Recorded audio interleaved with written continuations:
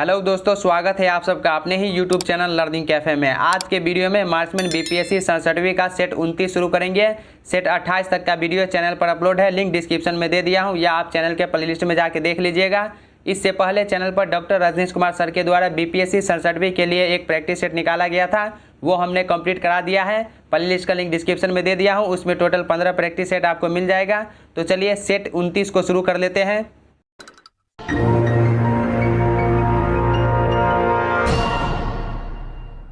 हमारा पहला क्वेश्चन है, निम्नलिखित संगठनों में से कौन सा निर्यातकों के विभिन्न जोखिमों हेतु बीमा प्रदान करता है? Export credit and guarantee corporation. Next question, निम्नलिखित में से कौन सी संस्था निर्यात वित्तीयन एवं बीमा से संबंधित कार्य करती है? ECGC. Option A right answer हो जाएगा, ईसीजीसी। दोस्तों आपको 2 से 3 सेकंड का समय दिया जाएगा सही उत्तर सोचने का, फिर आप वीडियो के लास्ट में कमेंट कीजिएगा 150 में से आपका स्कोर कितना रहा। नेक्स्ट क्वेश्चन, भारत में FEMA के संदर्भ में कौन सा एक कथन सही है? FEMA को 31 मई 2002 तक 2 वर्ष के लिए निश्चित कालिक खंड दिया गया था ताकि प्रवर्तन निदेशालय अनिर्णित विषयों की जांच पड़ताल पूरी कर ले। नेक्स्ट क्वेश्चन, स्वतंत्र व्यापार नीति उस नीति को बताती है जहां प्रशुल्क अनुपस्थित होता है। ऑप्शन ए राइट आंसर हो जाएगा, प्रशुल्क अनुपस्थित होता है। अगला क्वेश्चन देखिए, इंडिया बॉन्ड इक्विटी फंड की स्थापना किस वर्ष में हुई? 1996 में। हल्दिया बंदरगाह से कौन सी वस्तु आयात नहीं की जाती है? मत्स्य। ऑप्शन ए राइट आंसर हो जाएगा, मत्स्य जो है आयात नहीं की जाती है। संसार का सर्वाधिक चाय निर्यातक देश है? संसार का सर्वाधिक चाय निर्यातक देश केन्या है। ऑप्शन सी हो जाएगा, केन्या। भारतीय कपड़े का सबसे बड़ा आयातक देश है? संयुक्त राज्य अमेरिका। कल्चर मोती का उत्पादन किस देश का महत्वपूर्ण कुटीर उद्योग है? जापान का। भारतीय चमड़े का निर्यात सबसे अधिक किया जाता है? भारतीय चमड़े का निर्यात सबसे अधिक संयुक्त राज्य अमेरिका को किया जाता है। नेक्स्ट क्वेश्चन, भारत की संभाव्यता और आकार को देखते हुए भारत में पर्यटन उद्योग अन्य अनेक देशों की तुलना में काफ़ी छोटा है। इस संबंध में निम्नलिखित में से कौन सा एक कथन सही है? तो यहाँ पर आपको सही कथन को चुनना है, तो ऑप्शन डी इसका राइट आंसर हो जाएगा। भारत में पर्यटकों को आकर्षित करने के लिए आवश्यकता आधारित संरचना अपर्याप्त है। निम्नलिखित में से भारत का कौन सा राज्य जिसमें विदेशी टूरिस्ट सबसे अधिक आते हैं? महाराष्ट्र में। वर्तमान डाटा के आधार पर निम्नलिखित में से कौन सा राज्य है जिसमें आने वाले डोमेस्टिक स्वदेशी टूरिस्टों की संख्या सबसे अधिक है? उत्तर प्रदेश में। ऑप्शन बी हो जाएगा, उत्तर प्रदेश।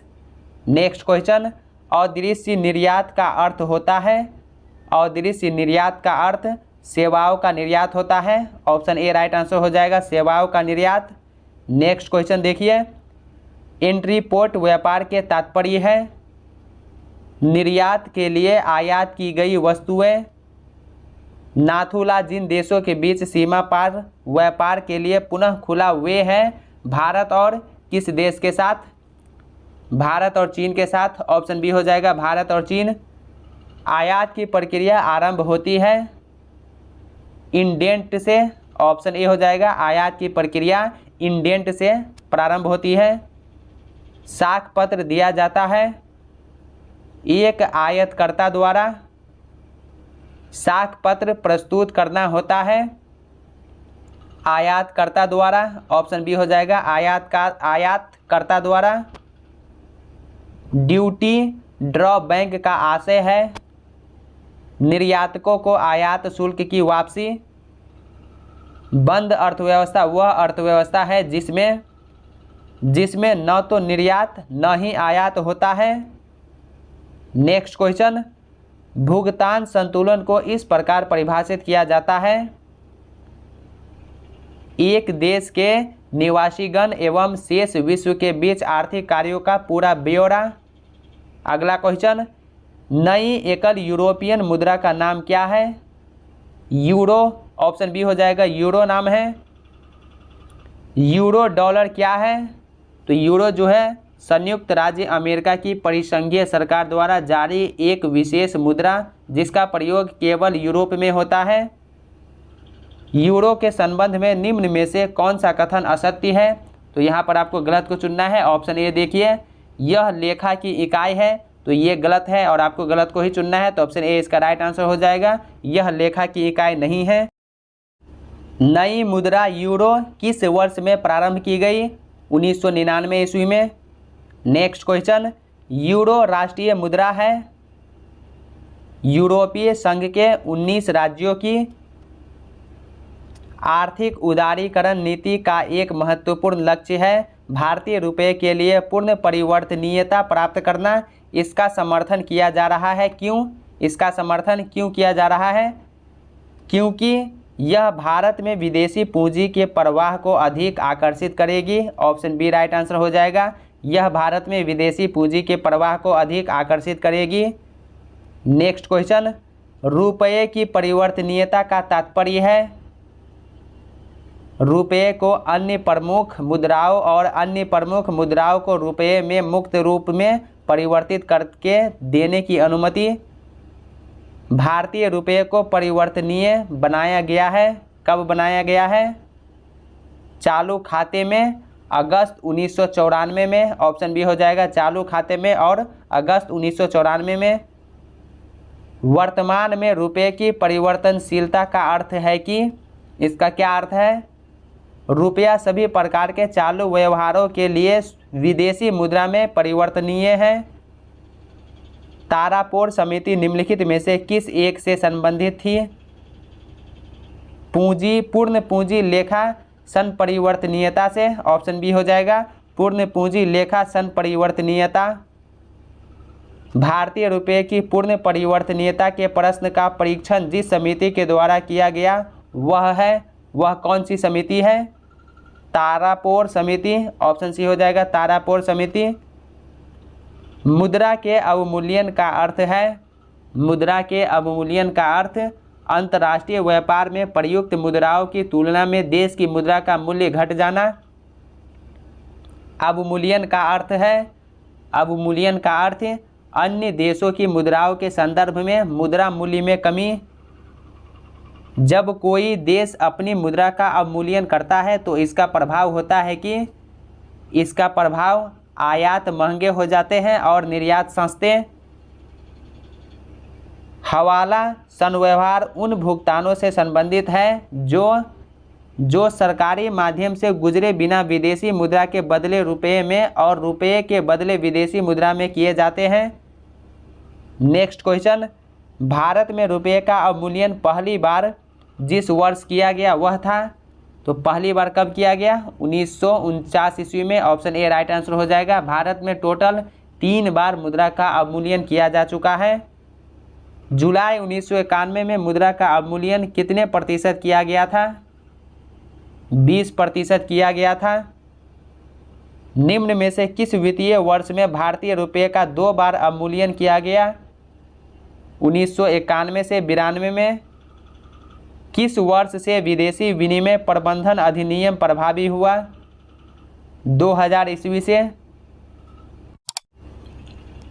भारत सरकार ने किससे FERA फेरा का प्रतिस्थापित किया है?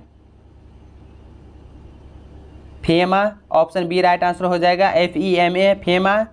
नेक्स्ट क्वेश्चन, निम्न में से कौन सा एक मुद्रा के अवमूल्यन का प्रभाव नहीं है? ऑप्शन ए, इससे आयातकर्ता देश में मुद्रा अस्फीति होती है, तो ये इसका प्रभाव नहीं है। तो ऑप्शन ए इसका राइट आंसर हो जाएगा। नेक्स्ट क्वेश्चन, सुपर 301 संबंधित है, ये किस चीज़ से संबंधित है? मुक्त व्यापार में अवरोध से। ऑप्शन डी हो जाएगा, मुक्त व्यापार में अवरोध। उधार एजेंसी, अंतर्राष्ट्रीय विकास संघ, इंटरनेशनल डेवलपमेंट एसोसिएशन निम्नलिखित में से किस एक के द्वारा प्रकाशित है? ये किस एक के द्वारा प्रशासित है? अंतर्राष्ट्रीय पुनर्निर्माण और विकास बैंक के द्वारा। वर्ल्ड डेवलपमेंट रिपोर्ट एक वार्षिक प्रकाशन है अंतर्राष्ट्रीय पुनर्निर्माण एवं विकास बैंक का। संयुक्त राज्य अमेरिका के बाद विश्व की दूसरी सबसे बड़ी अर्थव्यवस्था है। चीन की अर्थव्यवस्था। अंतर्राष्ट्रीय मुद्रा कोष की स्थापना कब हुई थी? 1945 ईस्वी में। नवीनतम जीडीपी के अनुसार भारतीय अर्थव्यवस्था की स्थिति है विश्व की 6ठी बड़ी अर्थव्यवस्था। भारत में राज्यों के अवस्थापना सुधार के लिए ऋण एवं अनुदान निम्नलिखित में से किस एक संस्था द्वारा दिए गए हैं? विश्व बैंक के द्वारा। ऑप्शन ए हो जाएगा विश्व बैंक के द्वारा। नेक्स्ट क्वेश्चन, WTO का मुख्यालय अवस्थित है जिनेवा में। विवादों को सुलझाने हेतु संदर्भ बिंदु के रूप में प्रयुक्त अंतर्राष्ट्रीय खाद्य सुरक्षा मानकों के संबंध में WTO निम्नलिखित में से किसके साथ सहयोग करता है? कोडेक्स एलिमेंटेरियस कमीशन के द्वारा। ऑप्शन ए राइट आंसर हो जाएगा codex Alimentarius commission. Next question, विश्व व्यापार संगठन की स्थापना हुई थी। विश्व व्यापार संगठन की स्थापना 1995 ईस्वी में हुई थी। भारत WTO विश्व व्यापार संगठन का सदस्य बना, कब बना? 1995 ईस्वी में। विश्व व्यापार संगठन जिसका अंग है वह है, विश्व व्यापार संगठन जो है गैट सदस्यों द्वारा स्थापित एक अंतर्राष्ट्रीय व्यापार संगठन है। विश्व व्यापार संगठन के विषय में क्या सत्य नहीं है? तो यहाँ पर आपको गलत कथन को चुनना है। ऑप्शन ए देखिए, यह 1 जनवरी 1995 को स्थापित हुआ था, ये सही है। यह सदस्य देशों के बीच व्यापार प्रोत्साहित करता है, ये भी सही है। इसकी उत्पत्ति बहुपक्षीय व्यापार समझौते के उरुग्वे दौर से हुई थी, ये भी सही है। इसने व्यापार में उदारीकरण लाया है, तो ये गलत है, इसने व्यापार में उदारीकरण नहीं लाया है, तो ऑप्शन डी इसका राइट आंसर हो जाएगा। नेक्स्ट क्वेश्चन, टैरिफ और व्यापार संबंधी साधारण करार के अधीन सर्वाधिक अनुग्रह भाजन राष्ट्र खंड में विवक्षित सभी देशों के प्रति अधिकतम अनुग्रह। नेक्स्ट क्वेश्चन, WTO का पूर्ववर्ती नाम था। WTO का पूर्ववर्ती नाम गैट था, GATT। गैट का तात्पर्य है general agreement on tariffs and trade. Dunkel प्रस्ताव संबंधित है बौद्धिक संपत्ति का अधिकार से। निम्नलिखित में से कौन सा देश एशिया पैसिफिक ट्रेड एग्रीमेंट का सदस्य नहीं है? म्यांमार जो है APTA का सदस्य नहीं है। अंतर्राष्ट्रीय मुद्रा कोष का प्रमुख कार्य है सदस्य देशों की भुगतान संतुलन संबंधी समस्याओं के समाधान में सहायता करना। ऑप्शन बी राइट आंसर हो जाएगा। दोस्तों, अगर आप चैनल पर पहली बार है तो सब्सक्राइब करने के साथ साथ नोटिफिकेशन बेल को दबा के ऑल पे क्लिक कीजिए ताकि आने वाले वीडियो का नोटिफिकेशन सबसे पहले आप तक पहुंचे। और वीडियो को लाइक करना मत भूलिए, आपके एक लाइक से मेरा मोटिवेशन बना रहता है। नेक्स्ट क्वेश्चन, अंतर्राष्ट्रीय मुद्रा कोष के संबंध में निम्नलिखित में से कौन सा कथन सही है? तो यहाँ पर आपको सही कथन को चुनना है, तो ऑप्शन सी इसका राइट आंसर हो जाएगा। यह केवल सदस्य देशों को ऋण प्रदान करता है। पत्र स्वर्ण का अर्थ है, पत्र स्वर्ण का अर्थ अंतर्राष्ट्रीय मुद्रा कोष का विशेष आहरण अधिकार। निम्नलिखित देशों में से कौन ओपेक का सदस्य नहीं है? ओपेक का सदस्य जो है चीन नहीं है, तो ऑप्शन बी हो जाएगा चीन ओपेक का सदस्य नहीं है। यूरोपीय आर्थिक समुदाय का मुख्यालय है ब्रुसेल्स में। ऑप्शन ए हो जाएगा ब्रुसेल्स। सांस्कृतिक नेताओं को अपनी सभाओं में जोड़ने के लिए निम्नलिखित में से कौन एक क्रिस्टल पुरस्कार प्रदान करता है? विश्व आर्थिक मंच। निम्नलिखित में से कौन south Asian association of regional cooperation दक्षिण एशियाई क्षेत्रीय सहयोग संगठन सार्क का सदस्य नहीं है? थाईलैंड। ऑप्शन डी हो जाएगा थाईलैंड। ब्रिक्स देशों का प्रथम शिखर सम्मेलन किस देश में हुआ था? रूस में। अगला क्वेश्चन, निम्नांकित ब्रिक्स राष्ट्रों में से किसकी प्रति व्यक्ति आय सबसे अधिक है? रूसी समुदाय के प्रति। निम्नलिखित देशों में कौन संघाई 5 का सदस्य नहीं है? संघाई 5 का सदस्य वियतनाम नहीं है। ऑप्शन डी इसका राइट आंसर हो जाएगा वियतनाम। निम्नलिखित देशों में से कौन शंघाई सहयोग संगठन का सदस्य नहीं है? भारत जो है ये भी शंघाई सहयोग संगठन का सदस्य नहीं है। निम्नलिखित में से कौन गंगा मेकांग स्वर्णभूमि सहयोग परियोजना का सदस्य नहीं है? बांग्लादेश। उनमें अद्भुत विविधता है, वे सैकड़ों भाषाएं एवं बोलियां बोलते हैं, उनमें 20 जाति समूह समाविष्ट है, उनमें अत्यधिक औद्योगिकीकृत अर्थव्यवस्थाएं भी है तथा सद्योजात अर्थव्यवस्था भी है, वे पृथ्वी तल के आधे भाग पर फैले हैं तथा उनमें विश्व की 2/5 जनसंख्या निवास करती है। यहाँ संदर्भित देश समूह संबंधित है, ये किस चीज़ से संबंधित है? APEC से। ऑप्शन बी राइट आंसर हो जाएगा, APEC APEC. Next question, PPP rating के आधार पर विश्व में भारतीय अर्थव्यवस्था का स्थान है? विश्व में भारतीय अर्थव्यवस्था का स्थान तीसरा है, ऑप्शन डी हो जाएगा तीसरा। नेक्स्ट क्वेश्चन, संयुक्त राष्ट्र मुद्रा और वित्तीय सम्मेलन United Nations monetary and financial conference, जिसमें IBRD, गैट और IMF की स्थापना के लिए समझौतों पर हस्ताक्षर हुए थे, सामान्यतः क्या कहलाता है? तो ये जो है ब्रेटन वुड्स सम्मेलन कहलाता है, ऑप्शन बी राइट आंसर हो जाएगा, ब्रेटन वुड्स सम्मेलन। नेक्स्ट क्वेश्चन, विश्व बैंक की स्थापना कब की गई थी? विश्व बैंक की स्थापना 1945 ईस्वी में की गई थी। विश्व बैंक का मुख्यालय है, विश्व बैंक का मुख्यालय वाशिंगटन DC में है।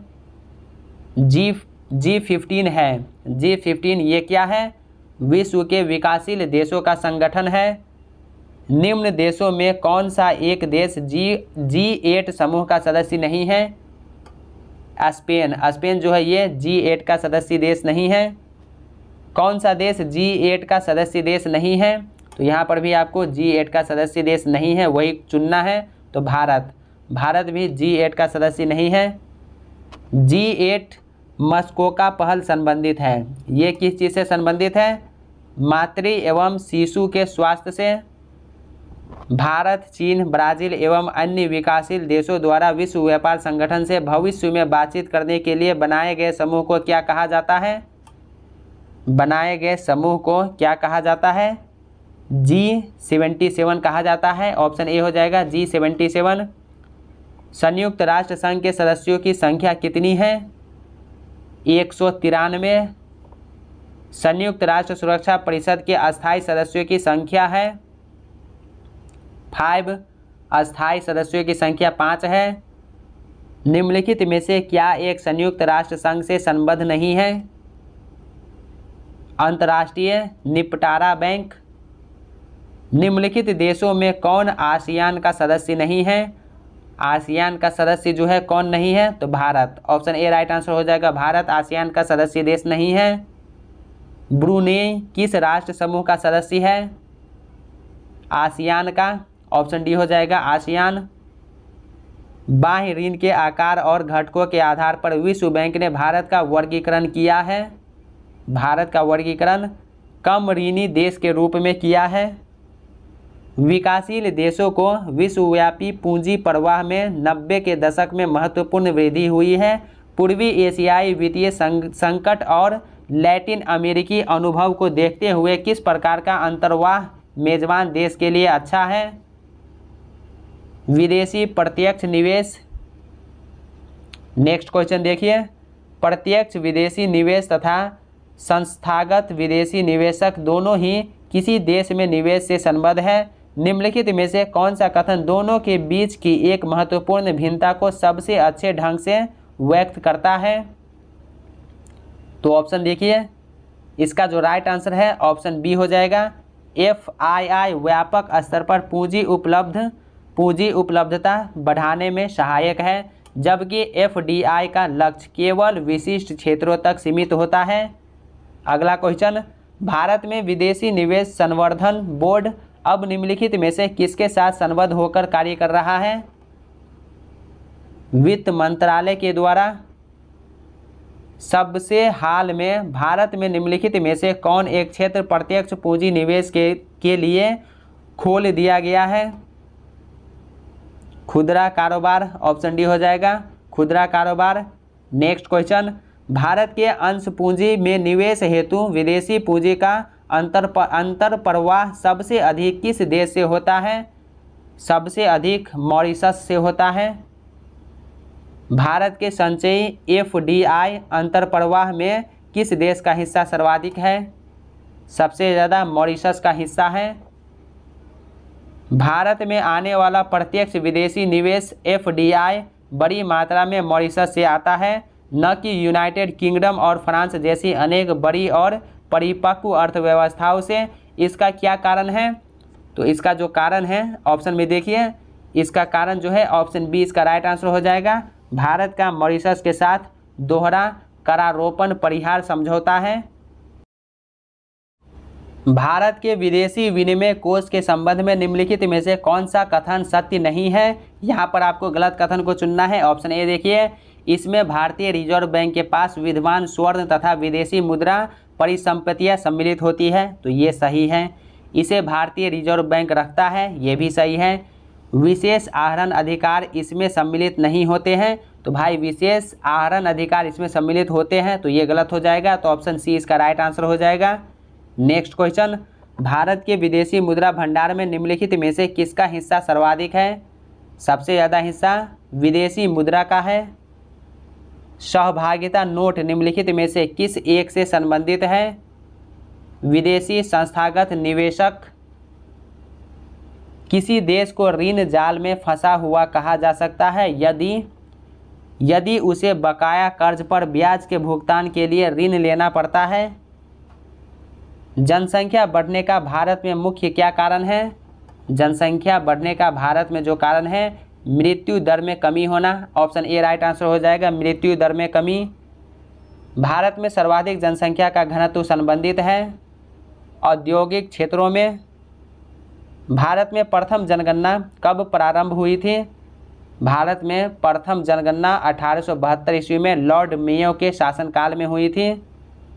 भारत में अंग्रेज़ों के समय में प्रथम जनगणना हुई। भारत में अंग्रेज़ों के समय में प्रथम जनगणना लॉर्ड मेयो के कार्यकाल में 1872 ईस्वी में हुई। भारत में प्रथम नियमित जनगणना किस वर्ष की गई? 1881 ईस्वी में। 2011 के जनगणना में जाति को सम्मिलित करने की सहमति देने वाले मंत्रियों के समूह के प्रमुख कौन थे? प्रणब मुखर्जी। भारत की कुल जनसंख्या कितनी है? 1,21,05,69,573। ऑप्शन डी राइट आंसर हो जाएगा। नेक्स्ट क्वेश्चन, जनगणना 2011 के अनुसार भारत में जनसंख्या का घनत्व है। भारत में जनसंख्या का घनत्व 382 है। Option D right answer 382। Next question, Bharat की जनगणना 2011 के अंतिम आंकड़े के अनुसार निम्नलिखित में से कौन सा राज्य सर्वाधिक जनसंख्या वाला है? उत्तर प्रदेश। ऑप्शन डी हो जाएगा उत्तर प्रदेश। उत्तर प्रदेश के पश्चात निम्न में से किस राज्य की जनसंख्या सर्वाधिक है? महाराष्ट्र। निम्नलिखित राज्यों का सही अवरोही क्रम उनकी जनसंख्या 2011 के अनुसार है। उत्तर प्रदेश, महाराष्ट्र, बिहार, पश्चिम बंगाल। 2011 की जनगणना के अंतिम आंकड़े के अनुसार भारत का द्वितीय सर्वाधिक जनसंख्या वाला राज्य है Maharashtra. Option C right answer हो जाएगा महाराष्ट्र। दोस्तों, इससे पहले चैनल पर डॉक्टर रजनीश कुमार सर के द्वारा एडुटेरिया के द्वारा बीपीएससी 67वीं के लिए और रुक्मिनी के द्वारा बीपीएससी 67वीं के लिए जो न्यू प्रैक्टिस सेट आया था, तो सबका प्रैक्टिस सेट कंप्लीट करा दिया गया है। प्ले लिस्ट का लिंक डिस्क्रिप्शन में मिल जाएगा या चैनल के प्ले लिस्ट में भी जाके आप वो वीडियो देख लीजिएगा। नेक्स्ट क्वेश्चन, 2011 की जनगणना के अनुसार बिहार भारत का खाली स्थान बड़ा जनसंख्या वाला राज्य है। तीसरा सबसे बड़ा जनसंख्या वाला राज्य है। अगला क्वेश्चन, 2011 की जनगणना के अनुसार भारत की जनसंख्या का खाली स्थान प्रतिशत बिहार राज्य में निवास करती है। 9% बिहार राज्य में निवास करती है।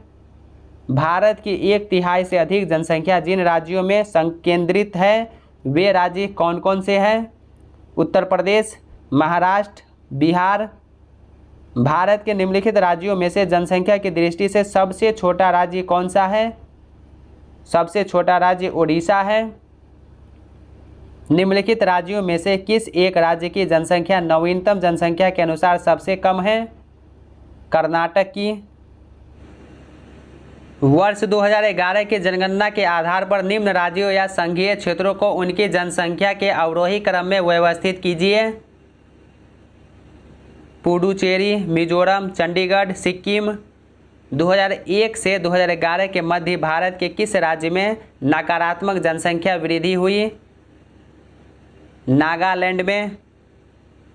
भारत में जनसंख्या की उच्चतम वृद्धि दर रही। भारत में जनसंख्या दर की उच्चतम वृद्धि दर 1961 से 71 के दौरान रही।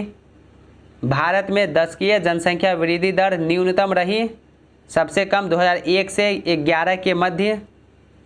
भारत में 2001 से 2011 के दौरान जनसंख्या की सर्वाधिक दशकीय वृद्धि दर्ज की गई थी मेघालय में। ऑप्शन डी राइट आंसर हो जाएगा। मेघालय में 2001 से 2011 के अंतर जनसंख्या अवधि में भारत के किस राज्य में जनसंख्या वृद्धि की दर न्यूनतम रही?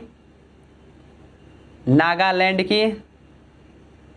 वर्ष 2001 से 2011 के दौरान सबसे अधिक जनसंख्या वृद्धि दर एवं सबसे कम जनसंख्या वृद्धि दर रही क्रमशः कौन कौन से हैं? मेघालय एवं नागालैंड में। 2011 में न्यूनतम दशकीय जनसंख्या वृद्धि हुई आंध्र प्रदेश में। नेक्स्ट क्वेश्चन, जनसंख्या के संदर्भ में निम्न वर्षों में से किस एक को महान विभाजन का वर्ष कहा गया है, जिसके पश्चात भारत की जनसंख्या में निरंतर तथा त्वरित वृद्धि दर्ज की गई है? 1921 ईस्वी में। ऑप्शन बी हो जाएगा 1921। भारत की जनसंख्या में सर्वाधिक औसत वार्षिक घाटीय वृद्धि दर दर्ज की गई है 1961 से 1971 के दशक से। भारत में अधिकतम एवं न्यूनतम जनसंख्या के घनत्व वाले प्रदेश क्रमशः कौन कौन से हैं? बिहार एवं अरुणाचल प्रदेश। जनगणना 2011 के अंतिम आंकड़े के अनुसार निम्नलिखित में से किस राज्य में जनसंख्या घनत्व सबसे कम है? अरुणाचल प्रदेश में। भारत के प्रमुख राज्यों के जनसंख्या घनत्व का सही अवरोही क्रम कौन सा है? बिहार, पश्चिम बंगाल, केरल, उत्तर प्रदेश। अगला क्वेश्चन, निम्नलिखित में से कौन सा एक राज्य सबसे घना बसा है? सबसे घना जो है बिहार बसा है। ऑप्शन ए राइट आंसर हो जाएगा बिहार। 2011 की जनगणना के अनुसार भारत के न्यूनतम जनघनत्व वाले राज्यों का सही आरोही क्रम कौन सा है? अरुणाचल प्रदेश, मिजोरम, सिक्किम और मणिपुर। 2011 की जनगणना के अनुसार निम्नलिखित राज्यों में से किस एक में अन्य तीनों की अपेक्षा निम्नतम जनसंख्या घनत्व पाया जाता है? मिजोरम में। निम्नलिखित में से किस केंद्र शासित प्रदेश में आबादी का घनत्व सबसे कम है? अंडमान और निकोबार में आबादी का घनत्व सबसे कम है। निम्नलिखित में से किस राज्य में वर्ष 2011 में जनसंख्या घनत्व सबसे कम है? राजस्थान में। भारत की 2011 की जनगणना के अंतिम आंकड़े के अनुसार उत्तर प्रदेश के किस शहर में जनघनत्व सर्वाधिक है? गाजियाबाद में। 2011 की जनगणना के अनुसार भारत की जनसंख्या कितनी थी? भारत की जनसंख्या 121 करोड़ थी। 2011 की जनगणना के अंतिम आंकड़े के अनुसार भारत में साक्षरता का प्रतिशत कितना है? 74.04%। 2011 की जनगणना के अंतिम आंकड़े के अनुसार 2001 से 2011 की अवधि में भारत में जनसंख्या की दशकीय वृद्धि दर कितनी थी?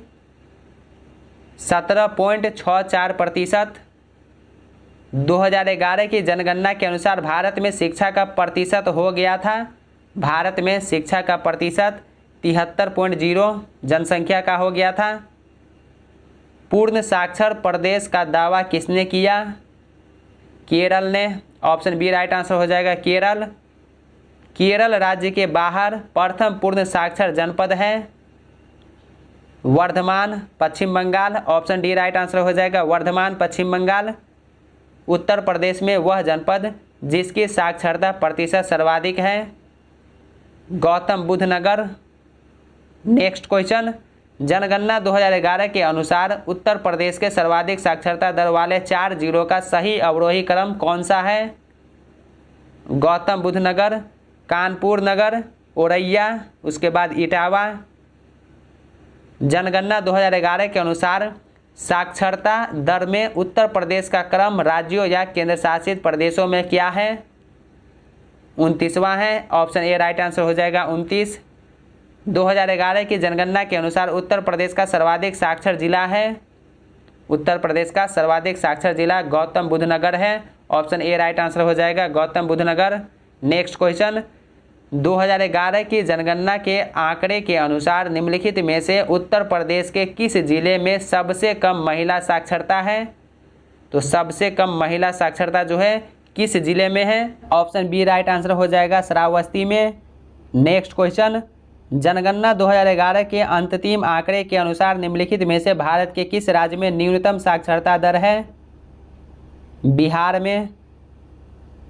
वर्ष 2011 की जनगणना के अनुसार निम्नलिखित में से कौन सा राज्य साक्षरता के राष्ट्रीय औसत से नीचे है? Odisha. Option C right answer हो जाएगा ओडिशा। नेक्स्ट क्वेश्चन, निम्नलिखित में से किस जिले में साक्षरता दर सर्वाधिक है? जबलपुर में। ऑप्शन सी राइट आंसर हो जाएगा जबलपुर। दोस्तों आज के वीडियो में सेट 29 कंप्लीट हो गया। सेट 28 तक का वीडियो चैनल पर अपलोड है, लिंक डिस्क्रिप्शन में मिल जाएगा, या चैनल के प्लेलिस्ट में जाके आप वो वीडियो सब देख लीजिएगा। तो दोस्तों कैसा लगा ये वीडियो कमेंट करके ज़रूर बताइए। क्या वीडियो आपको अच्छा लगा या लगता है कि ये वीडियो आपके साथ साथ आपके उन फ्रेंड्स को भी हेल्प कर सकता है, तो अपने दोस्तों के साथ वीडियो शेयर कीजिए। अगर कोई डाउट है या कोई सवाल है तो कमेंट सेक्शन में लिखिए, मैं कोशिश करूँगा जल्दी रिप्लाई करने का। तो चलिए अब मिलते हैं नेक्स्ट वीडियो में, तब तक के लिए बाय बाय, टेक केयर।